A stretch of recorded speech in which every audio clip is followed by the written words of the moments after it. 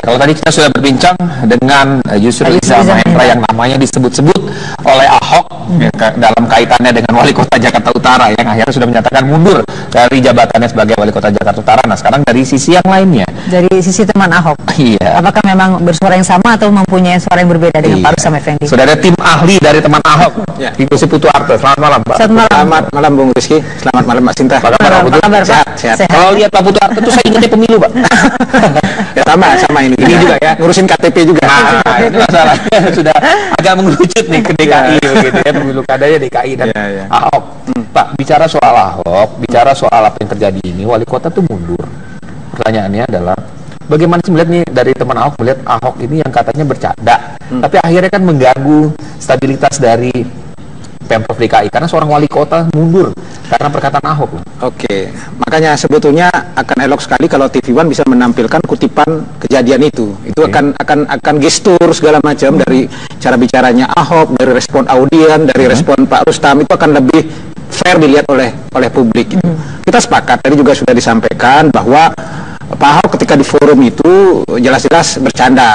Ini jangan-jangan begini, jangan-jangan nanti ada di kubunya Yusril, hahaha sambil ketawa. Dan audien pada saat itu semua ketawa dan Pak Rustam juga meresponnya kan gitu. Ya. Artinya sebetulnya kalau itu dipahami sebagai sesuatu yang amat sangat serius mengganggu, pada saat itu pasti Pak Rustam akan bereaksi. Pak Gubernur, saya nggak setuju, kenapa Anda menuduh saya seperti itu misalnya. Tetapi kan tidak. Tapi kan reaksi orang beda-beda. Nah, artinya mungkin setelah itu ada reaksi yang ini yang menjadi pertanyaan, persoalannya sampai kemudian mundur kan. Boleh toh kita juga berpikir lain, bahwa jangan-jangan ini karena ranah politik ada gorengan juga yang lain gitu. Lepas hubungan personal mereka berdua seperti apa. Kalau saya misalnya birokrat murni merasa tersinggung seperti itu, sudah bawa saja ke pidana, pencemaran nama baik, selesai urusan gitu. Ketika itu bagaimana sih suasana di dalam rapat itu, Pak, yang diketahui oleh Pak Putu, atau mungkin Anda mendapat informasi? Nah, saya tidak ada di ruangan rapat itu, tetapi kita juga menonton di YouTube, kan ada itu. Makanya sebetulnya ketika TV One mengangkat ini akan lebih elok suasana rapat itu ditampilkan, sehingga publik bisa lebih menilai gestur tiap-tiap orang. Tapi saya kemudian sampai pada satu kesimpulan sebagaimana diulas oleh media semua, bahwa itu ya kayak beginilah, kita bercanda beginilah, wah ini berdua terus jangan-jangan pacaran gitu ya. Bercanda begitu kan, tidak usah diserius. Makanya responnya kan ketawa semua.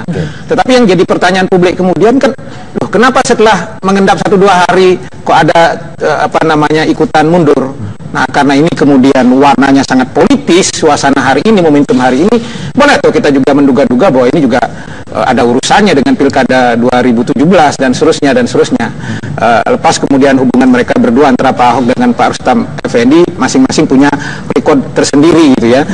Apakah kali jodoh segala macam. Tapi kan, tadi seperti disampaikan oleh Pak Yusril sebelumnya, mengatakan bahwa memang hubungan antara Pak Gubernur dan Wali Kota ini, kita pakai salah satu contoh kasus saja, soal penggusuran. Soal penggusuran ini, Pak Gubernur ini tidak mengeluarkan surat atau keputusan yang menjadi turunannya agar sebagai pelaksana teknis di lapangan, seperti camat dan wali kota punya dasar. Nah, ini yang dilakukan oleh Ahok. Saya tidak mau masuk ke ranah yang sangat administratif seperti itu, gitu ya.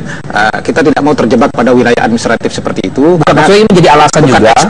Bukan expert kita di situ. Saya hanya ingin mengatakan begini, dalam fenomena Rustam Effendi versus Ahok dan soal style kepemimpinan, maka sederhana saja sebetulnya. Orang mengatakan Ahok itu tipikalnya beringas, kasar, segala macam. Oke, saya juga sepakat. Tapi bahwa kemudian pola kepemimpinan semacam itu sangat dibutuhkan di Jakarta, kita juga harus fair mengakui begitu. Fair harus mengakui. Sekarang ketika orang tampil sebagai pemimpin politik, ada gerbong birokrasi ada di situ, kemudian dia sudah bisa membaca selama jadi wakil gubernur, seorang Ahok tipikalnya seperti itu, harusnya siapapun yang tidak suka tipikal Ahok seperti itu sudah jangan mau menerima jabatan dengan segala risikonya. Tapi itu juga masuk, namanya orang berkarir. Ya, makanya kan artinya hanya karena seorang pemimpinnya itu kan. Artinya kita bicara kan soal style leadership, kepemimpinan, orangnya begini. Kalau memang sudah tahu sejak awal, ini kan sebentar lagi misalnya ada mutasi lagi misalnya. Sudah siapa yang sudah tahu Pak Ahok seperti itu, sudah jangan mau dikasih jabatan. Aman urusan itu. Nah, tapi mereka yang masuk di gerbong itu berarti sudah siap dengan segala resikonya.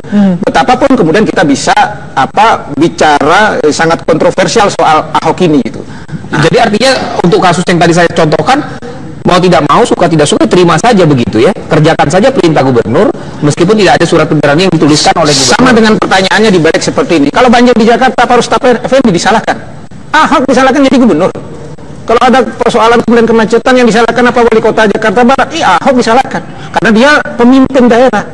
Maka apapun yang terjadi di bawah, instruksi apapun, sekeras apapun dijalankan, karena pengambil keputusan itu akan ada di situ. Kalau Mbak Sinta misalnya salah di sini ngomong, apakah Mbak Sinta akan diadili? Ya temperatnya yang diadili gitu misalnya. Tapi kan ini yang berhadapan langsung adalah kan Bupati, wali kota, Bupati, camat yang berhadapan dengan warga, dengan masyarakat. Bagaimana sang gubernur kok tidak ketemu langsung begitu loh? Jangan lupa ketika proses-proses itu terjadi dan di forum rapat itu juga kan sudah diperintahkan membuat surat peringatan pertama, surat peringatan kedua, surat peringatan ketiga. Oh, itu cukup, saya kira itu ya? Sudah cukup untuk itu karena itu tanah negara. Makanya saya sebetulnya tidak tertarik masuk diskursus soal itu. Saya lebih tertarik di forum ini kita bicara soal posisi seorang wali kota, posisi seorang gubernur, bagaimana tata kelola pemerintahan yang benar di makanya itu posisi wali kota yang menyebabkan dilematis tadi itu. Makanya buat saya Pak Rustam Effendi mundur itu malah baik buat Pak Rustam Effendi, malah baik buat Ahok, malah baik buat Jakarta. Jadi kalau memang kita sudah tidak seirama ya sudah. Kayak ini nih kita tim TV One juga misalnya disuruh lari kencang begitu, ada yang mengal-menggol segala macam, ya sudah, bahwa kemudian kita suasana sangat under pressure di situ. Itulah yang seharusnya birokrasi dimanapun harus dipahami bahwa style kepemimpinannya seperti mengikut gerbong atau tidak. Saya dengan jujur ingin mengatakan kita sebetulnya hari ini oleh Ahok birokrasi kita sedang ditampar habis gitu. Ditampar habis. Bagi saya yang sekarang ada di luar yang tidak ada urusan dengan Ahok, saya telepon pun saya tidak pernah, dia nelpon pun tidak pernah. Saya melihat ini sebetulnya tamparan birokrasi yang sedang coba kita adopsi ke seluruh Indonesia ini gitu. Dengan segala dinamikanya yang ada di lapangan. Kita juga mengapresiasi teman-teman yang sudah bekerja. Saya juga tidak sepakat dikatakan misalnya Ahok tidak mengapresiasi bawahan, tidak. Prestasi tertinggi Ahok mengapresiasi bawahan apa? Menjadikan birokrasi itu wakil gubernurnya. Pak, tapi boleh diingat tidak hanya satu ini Pak yang mundur di era kepemimpinan Ahok. Banyak sudah kepala dinas yang mundur, kemudian Bupati Kepulauan Seribu. Tapi kita jujur, selama ini kultur birokrasi kita seperti apa? Warisan dari zaman Orde Baru sampai hari ini. Maka itu tadi saya katakan, Ahok ini sedang menampar wajah birokrasi kita. Bukankah harusnya kalau memang baik, Ahok baik, kepemimpinan baik seperti yang tadi Anda sampaikan, harusnya gerbongnya juga bisa berbuat dong. Coba kita lihat, sejumlah camat kan jadi kepala dinas, dipromosikan semua. Makanya saya katakan prestasi apresiasi Ahok itu, kalau dia ingin jadi ingin safety man-nya, nggak pakai dia birokrasi jadi wakil gubernur. Pasti politisi dipakai, tapi kemudian kan ini penghargaan yang tinggi bahwa kemudian pola komunikasi Ahok itu misalnya menjadi diskursus di semua lapangan, kita juga sepakat. Tapi bagi saya yang ada di luar, sudahlah ini Ahok, Anda harus terima apa adanya. Bapak di luar, teman Ahok. Tidak semua orang bisa menerima dengan situasi itu, Pak Putu. Ya, tidak semua orang bisa menerima dengan situasi yang seperti makanya kalau tidak bisa menerima dengan itu, apalagi jajaran birokrasi, ya sudah, jangan masuk gerbong. Pada akhirnya yang akan diadili oleh masyarakat kan Ahok. Sekarang kita jujur saja. 2 survei sudah ada. Pak, Bapak tadi mengatakan masuk gerbong. Mereka tidak masuk gerbong, Pak. Mereka adalah birokrat. Mereka adalah karir PNS di Pemprov DKI, Pak. Saya masuk gerbong itu, kemudian dikasih jabatan jadi wali kota, dikasih jabatan jadi dipercaya, Bapak.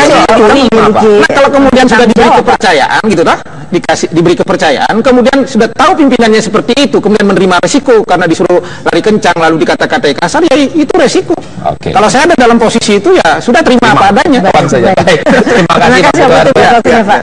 Dan pemirsa, kabar petang masih akan kembali dengan sejumlah kabar lainnya usai jeda pariwara.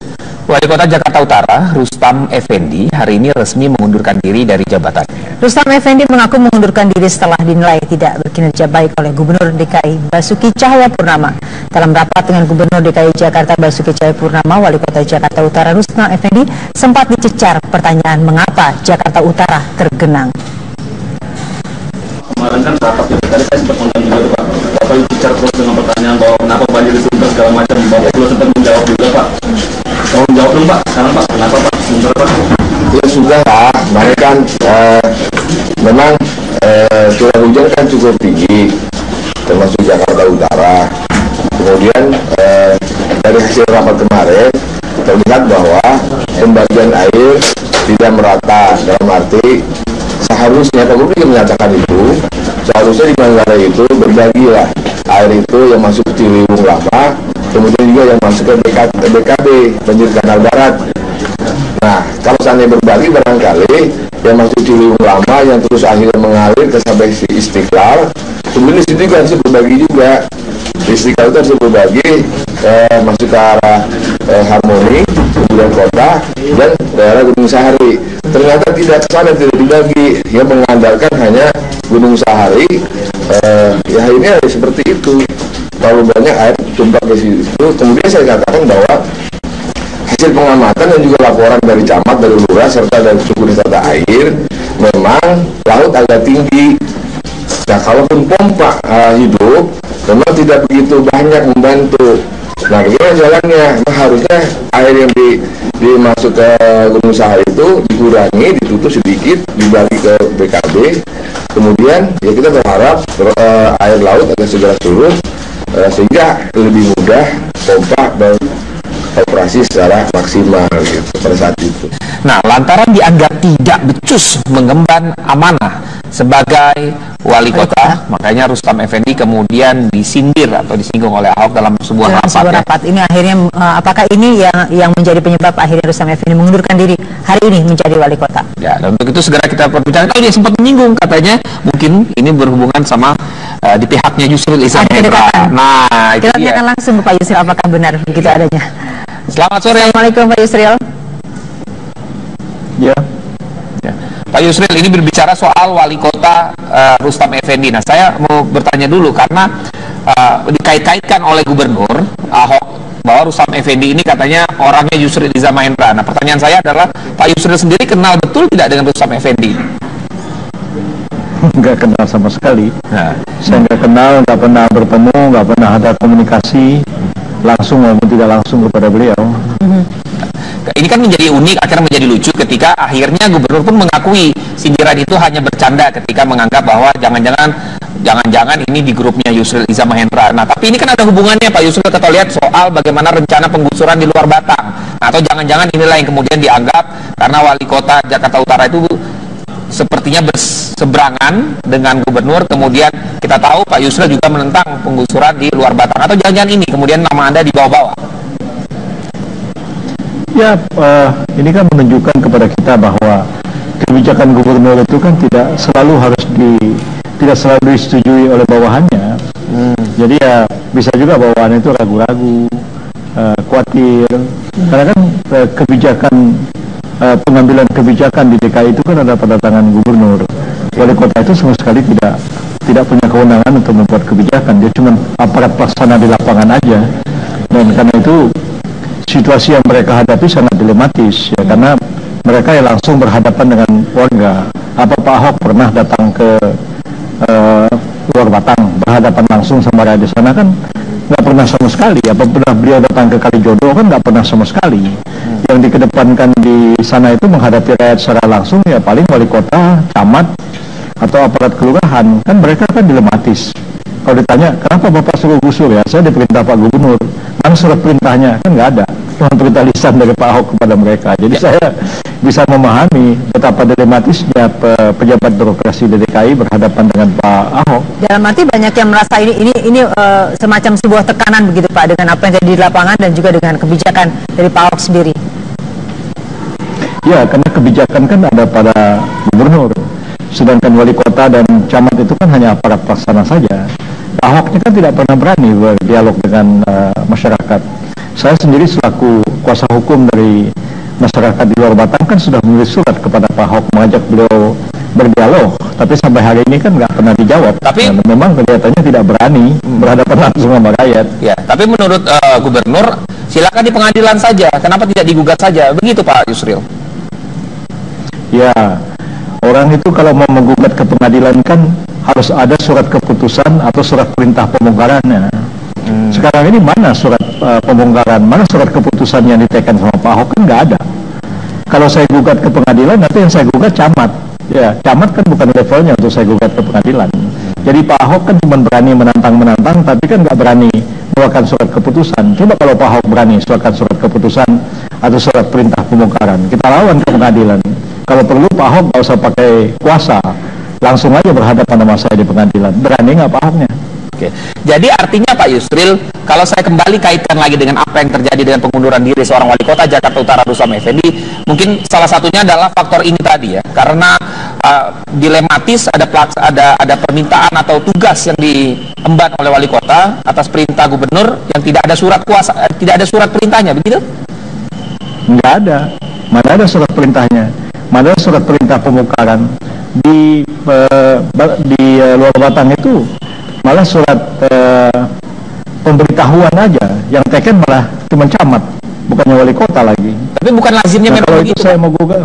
Pak Yusril, memang lazimnya bukan ke surat itu, memang wali kota juga bisa memang mengeluarkan surat perintah karena sebagai penanggung jawab kota administratif kan Pak Yusril. Jadi memang wali kotanya lah yang dia kan tidak mempunyai, dia tidak punya kewenangan kebijakan.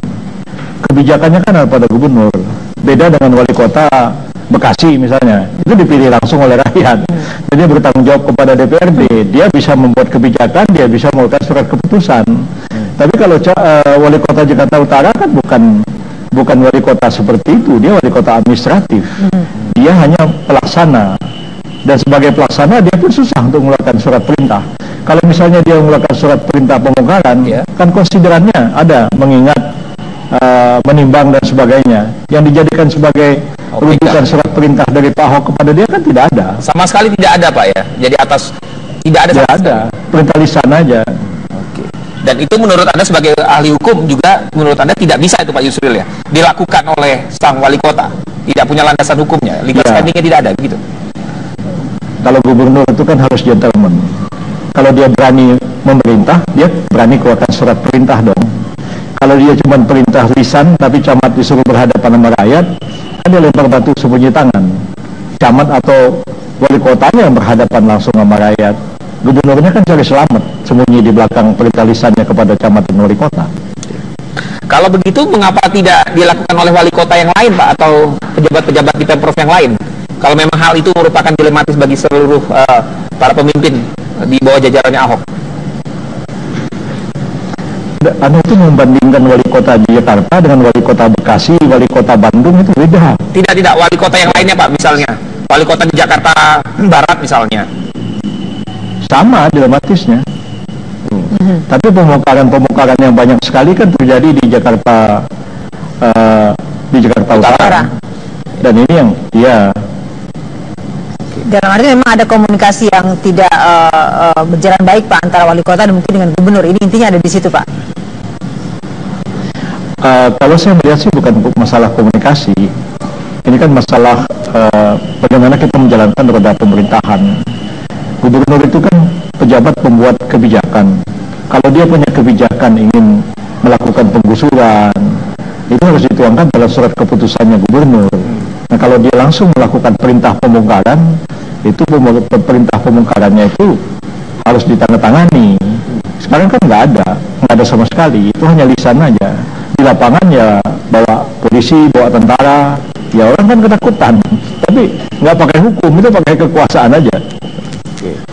Untuk mundurnya, kembali lagi, untuk mundurnya wali kota Jakarta Utara ini memang tidak perlu izin atau Menteri Dalam Negeri berarti Pak ya, khusus ibu kota DKI Jakarta ini tidak perlu. Enggak lah, karena dia kan bukan wali kota yang dipilih. Bagaimana kalau wali kota yang dipilih, kalau wali kota dipilih langsung oleh rakyat, nah itu kan pelantikannya oleh gubernur. Ya, tapi kalau wali kota Jakarta itu wali kota administratif, dia pejabat birokrasi dan pejabat pelaksana di lapangan, bisa setiap saat diangkat dan diberhentikan oleh gubernur. Tapi kalau wali kota, misalnya wali kota Bekasi, itu nggak bisa diberhentikan oleh gubernur Jawa Barat. Nah, beda. Kalau soal mengundurkan dirinya Pak, apakah perlu memang ditulis alasan yang jelasnya? Perlu atau tidak Pak? Atau cukup mengundurkan diri saja itu sih tanpa alasan? Ya, mengundurkan diri kan hak dari wali kota itu. Kalau dia minta mundur ya ada alasan, nggak ada alasan ya terserah pada gubernurnya. Gubernurnya mau berhentikan atau tidak, gitu aja. Dan kebetulan gubernur DKI menerima pengunduran dirinya. Baik, iyalah. Karena tujuannya itu kan Pak ya? Nggak tahu saya. Saya sebenarnya ingin mau mencampuri. Ini urusannya Pak Gubernur sama urusannya Wali Kota Jakarta Utara. Cuma permasalahan Pak Yusril dibawa-bawa. Ada kedekatan katanya Pak, makanya kami konfirmasi. Iya, nama saya dibawa-bawa tapi nggak ada urusannya dengan kasus ini. Saya juga kenal dengan Pak Rustam. Kan Anda bilang, oh saya ini temannya Pak Rustam. Ya bukan, saya orang sekampung sama Pak Ahok. Saya ini temannya Pak Ahok, bukan temannya Pak Rustam. Teman main golf mungkin Pak? Teman main golf? Tidak juga? saya seumur hidup nggak pernah main golf. Walaupun saya jadi menteri, saya nggak pernah main golf. Biasanya saya main golok. Ya, kalau di Belitung apalagi masuk hutan bawa golok. Kalau di Jakarta saya main golok ya nebas-nebasin rumput. Nggak pernah sama sekali. Baik, terima kasih Pak Yusri untuk waktunya Pak. Selamat petang. Ya, terima kasih banyak. Ya, baik. Itu sudah ya, terkonfirmasi ya, bahwa tidak ada kedekatan antara Pak Rustam dengan Pak Yusri. Nggak kenal sama sekali. Jadi nggak ada kong-kali-kong di situ. Iya, dan Pak Ahok juga mengatakan bercanda kemarin, ya? Bercanda yang membawa mundurnya seorang wali kota. Nah, itu dia judulnya. Dan pemirsa, kabar petang masih akan kembali usai jeda pariwara berikut ini. Yuk kita tegakkan 5 tertib.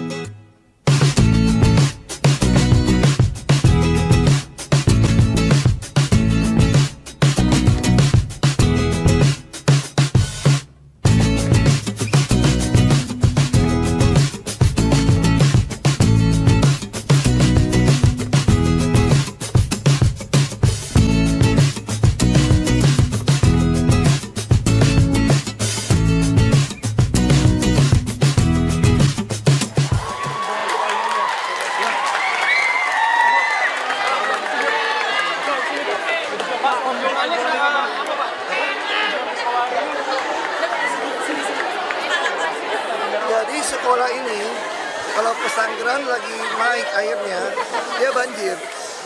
Jadi saya ingin polanya mungkin mirip-mirip mungkin dengan SMA 8 Bukit Duri. Dulu kan Bukit Duri kan kalau Ciliwung naik kan pasti banjir. Lalu kita tutupin jalan masuk kita buat tanggul.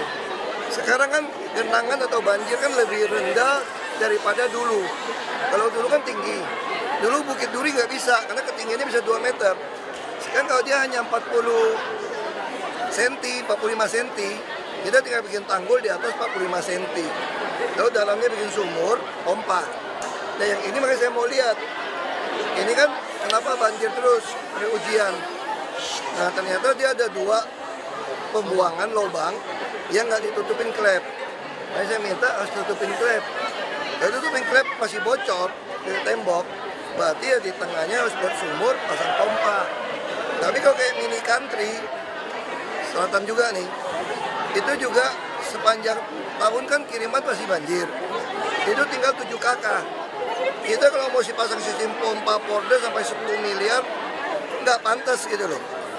Jadi lebih baik tanah sana kita beli, rumah di sana kita akan bikin jadi waduk embung. Nah sehingga akan menolong daerah sekitarnya. Memang kesalahan yang paling besar di selatan, itu banyak daerah aliran sungai atau lembah itu dibuat rumah. Makanya saya kan dulu saya berkali-kali ngomong, nanti kalau hujan gede terus, kiriman terus, yang banjir selatan, kan utara tengah beres ini sebetulnya. Nah dia selatan, kamu tinggal di daerah aliran sungai lewat ya pasti tenggelam. Tapi kalau dia mau kasih kita normalisasi, kasih buat embung, tentu ini akan cepat. Ya, airnya akan kebuang ke pusat dan utara. Timur juga kalau sodetan kita beresin kayak Pondok Kopi kita bikin sodetan nih. Pondok Kopi kan, dia selatan. Terus yang Ciliwung juga kalau udah tembus Bidara Cina, saya yakin volume Ciliwung ini udah bisa kita atasi. Sekarang saja dengan membuka pintu terus, nggak pernah siaga 1 di Manggarai. Nah, karet juga udah nggak ada siaga 1 setelah kita berhasil Gunung Sahari kita buka. Hanya beberapa sungai jembatan masih pendek. Nah saya kira ini makin lama makin baik kok. Kapan ke sekolahnya Pak? Apa? Tahun ini juga bisa kalau dia pasang cepat. Makanya saya kalau nggak ada anggaran minta sama saya tutup itu. Pak, efektif ya Pak ya? Ini bisa minta Pak Gamal juga. Nah, Pak Gamal ada kewajiban pengembang tuh. Panggil dia pasangin semua, hitung. Tinggal BAST. Jadi kalau duitnya susah ngatur, nunggu anggaran berikutnya jangan. Langsung pakai kewajiban pengembang. Datang ke Pak Gamal, ya beresin ini langsung. Dia SMA Duri beres, ini beres. Kasihan orang ujian nasional masa tenggelam. Ini minggu depan ujian loh, ya loh. Kalau bisa kerjain ini minggu depan loh. Dan air akan datang terus ini. Ya. Ayo, Pak.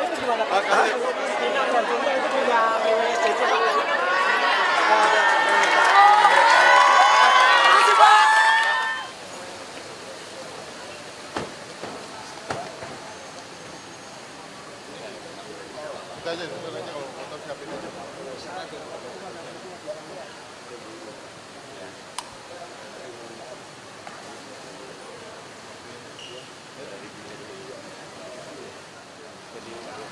ada masalah yang lain. Tapi kalau ada ini ada masalah apa yang bikin kos-kosan. Bikin kos-kosan boleh kan dicek. Oke. Usaha kos itu boleh. Tapi izinnya tetap saya mesti lihat Wisma atau enggak. Oh gitu. Cuman ini saya foto-foto semua. Iya, kirim aja alamatnya kita cek. Boleh Pak. Ya. Betul ya. Gitu. Ya. Boleh. Saya RT-nya Pak. Oh baik. Pak RT-nya. Jadi ini dia, sebentar Pak. Jadi ada di dalamnya ya. Jadi udah depan.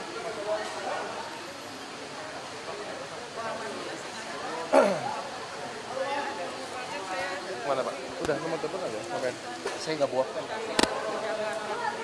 Pengen sekali berfoto nih. Ya, Pak. Yuk.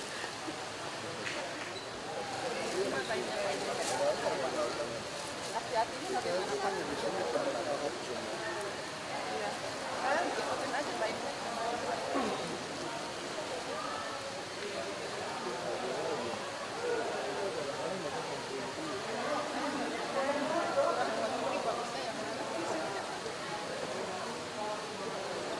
Maunya Bu?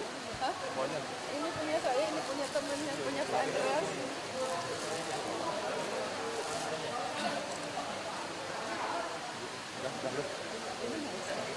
Ini buat teman saya.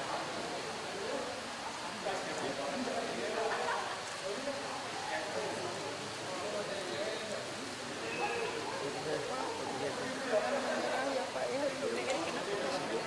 Ini Bapak itu berkat Tuhan buat kita Pak. Aduh. Ya Udah Bu? Berapa? Udah Bu? Terima kasih Pak. Mau foto Pak? Ini Pak. Pak mana? Kamera ya udah siap. Ibu mesti gantian Bu. Ya Pak. Iya. ATP harus ATP.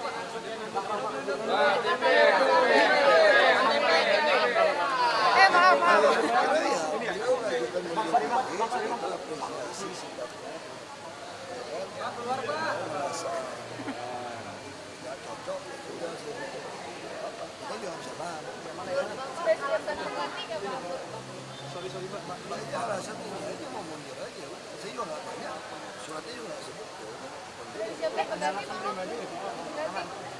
Saya kira kalau lihat di Facebook ya langsung pribadi ya. Saya nggak tahu.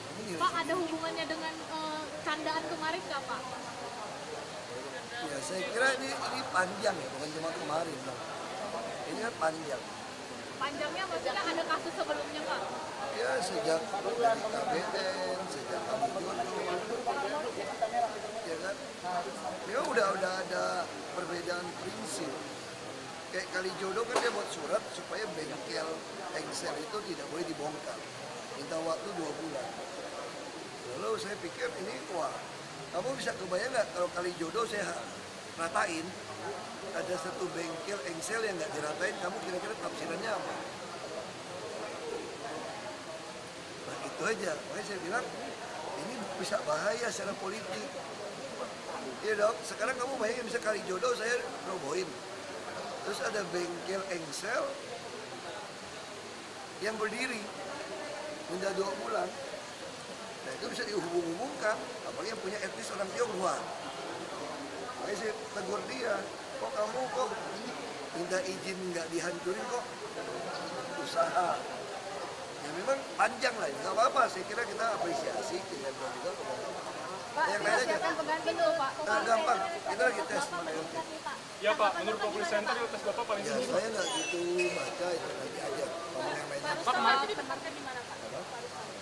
Saya nggak tahu. Biasanya tuh mereka tuh biasa bisa ngajuin jadi media suara,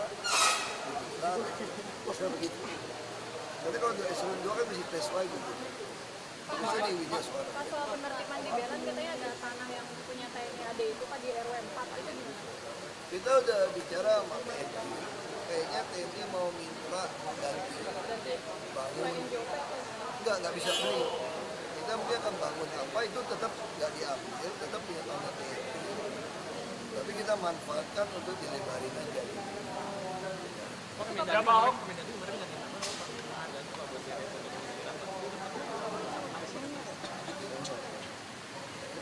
Pak, kemarin Sony diperiksa di KPK Pak, sudah ada pembicaraan Bapak Pak? Belum. Pak, Katanya ada kabar bahwa Bapak ditekan oleh DPRD, Pak, kemarin sini bilang ya, Pak.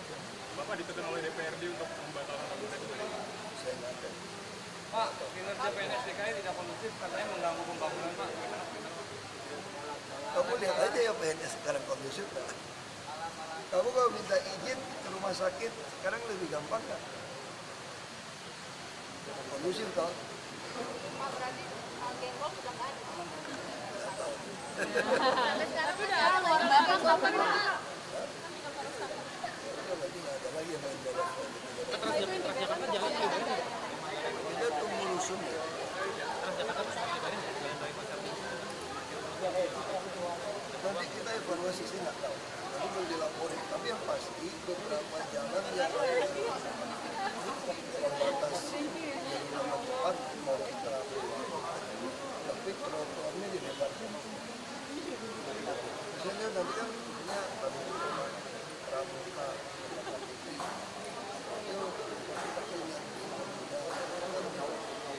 Tapi pelarangan sepeda motor sudah ada bukan?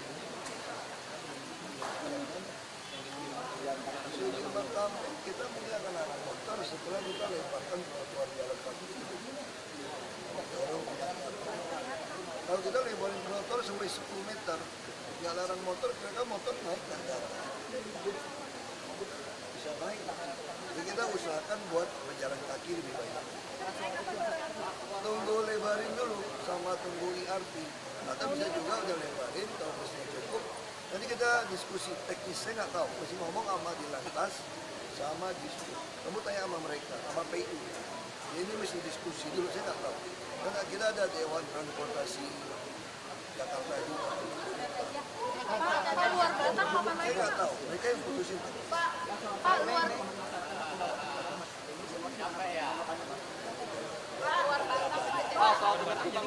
batas. Kita kerja terus. Saya harap akhir tahun enggak luar Batang kita tunggu rusun juga. Kalau yang di luar Batang dekat masjid, ada beberapa orang punya sertifikat. Makanya saya sudah bilang sama Sekda, ke pengurus masjid, mau nggak kira-kira tetangga mereka itu mewakafkan tanda kutip, menjual kepada DKI, supaya masjid itu jadi luas, besar, rata-rata. Jadi istilahnya mewakafkan, supaya masjid itu jadi indah. Jadi sekeliling masjid itu luas. Tapi yang punya sertifikat ya kami harus bayar. Jadi bukan masjid yang beli, kami yang beli, kami yang belikan. Jadi saya katakan ini mewakafkan tanda kutip. Pak, katanya luar batas. Saya nggak tahu.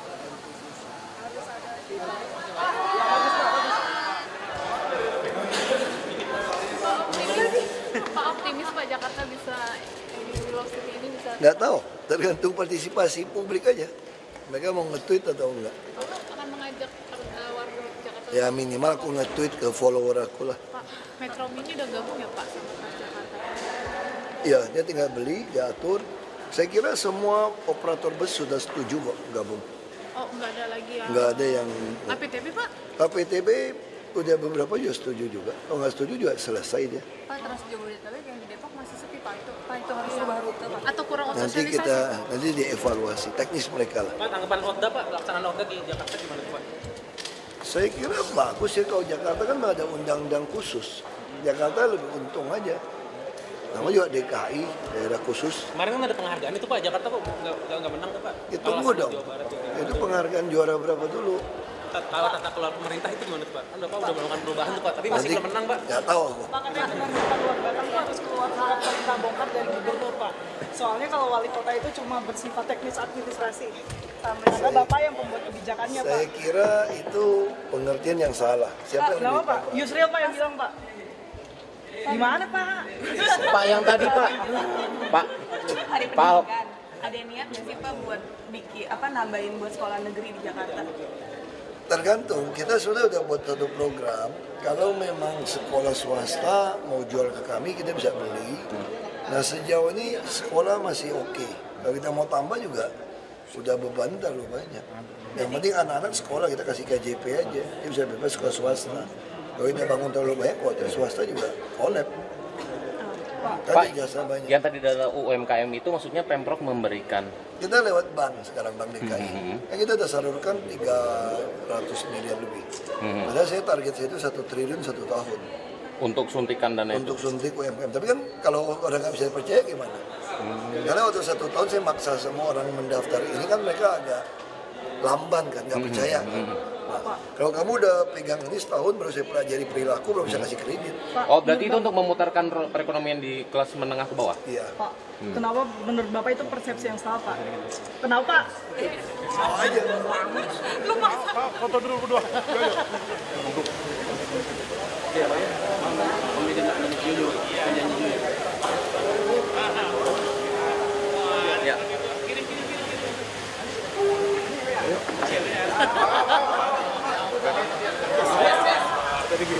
Apa? LRT semua sesuai schedule. Kalau memungkinkan mungkin bulan Juni ini kita udah bisa mulai kerja. Bulan Juni ini, Pak? Iya, bulan Juni akan mulai kerja dari deponya yang di Kelapa Gading Pengasahan. Berarti tanggal berapa? Ya itu Juni langsung kerja. Ulang tahun Jakarta kapan? Ya saya harap bisa keburu. Tadi laporannya masih bisa keburu. Bareng jalannya. Pak, ada foto Bapak main golf itu gimana Pak? Saya resmiin main golf, resmiin. Tapi kalau ditarik diajak main mau Pak? Nggak ada waktu. Itu kapan itu Pak? Waktu buat apa ya? Ngumpul dana ya. Ngumpul dana tahun? Saya nggak tahu dong. Ngumpul dana buat gereja, bukan buat gereja siapa gitu. Saya lupa. Kayaknya buat yayasan gereja atau apa ya. Itu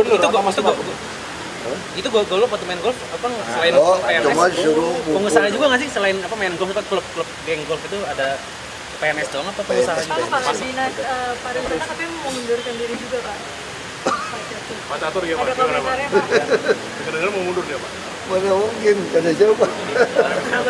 Pak kalau katanya orang mau pindah demokrasi dicabut itu gimana Pak? Apa Amin Rais? Amin Rais Pak. Penyerapan anggaran reklamasi karena terlambat lapor Bapak nggak marahin itu Pak karena terlambat lapor itu Pak anggaran 0% karena nggak lapor ke udah kita tegur. BPK Pak yang katanya lahan itu Pak yang digunakan sewa itu Pak sewa lahan yang BPK Pak. Nanti dulu gantian. Iya. Udah kan? Alhamdulillah nyatakan pernyataan sikap Iya. tadi pun kemarin juga Menpan sudah mengeluarkan ini Pak statement. Udah kirim kasih ke si Kamil. Kasih Kamilius. Ya kasih Kamilius aja. Pak Ahok. Nanti ya. Pas sewa lahan yang BPK itu Pak, sewa lahan Pak digunakan BPK Pak. Lahan yang digunakan BPK itu lahan yang digunakan sumber waras Pak, katanya disewakan Pak. Yang dibeli itu kan disewakan. Pak, LRT ini kan jalurnya kemana gitu? Kita pengen targetnya dari Pengasahan menuju ke Duku Atas. Ya, saya Pak. Ahok, Kang Gatot lagi betul-betul udah mulai berusukan Pak. Kalau Pak Ahok melihatnya gimana Pak? Komunikasi dengan PKL juga Pak? Saya kenal ya. Ya, terima kasih. Dikit ya tadi? Dikit banget.